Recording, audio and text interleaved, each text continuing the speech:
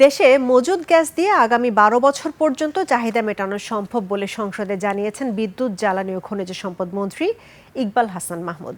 জ্বালানি তেলের পর্যাপ্ত মজুদ থাকলেও কৃত্রিমভাবে সংকট তৈরি হচ্ছে বলে অভিযোগ করেন তিনি। জ্বালানি তেলের দাম ও এলপি গ্যাসের দাম বাড়ানোর সমালোচনা করেন বিরোধী দল ও স্বতন্ত্র সদস্যরা। মানিক শিকদারের রিপোর্ট। I am Ox. ধন্যবাদ মাননীয় স্পিকার।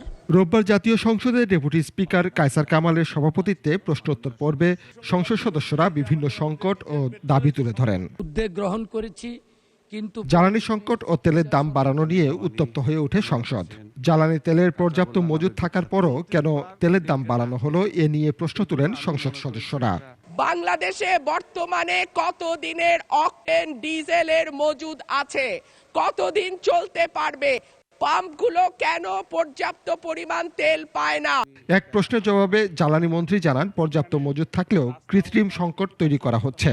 গ্যাসের মজুদ নিয়ে আরও এক প্রশ্নের উত্তরে তিনি বলেন, বর্তমানে দেশে উত্তোলনযোগ্য গ্যাসের মোট মজুদ 29.74 ট্রিলিয়ন ঘনফুট, যা দিয়ে আরও 12 বছর চলবে।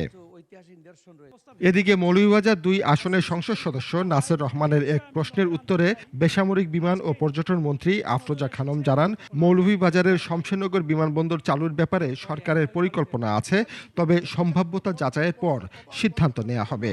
যত দ্রুত করা যায় চেষ্টা করব। মানিক শিকদার, 21 টেলিভিশন, ঢাকা।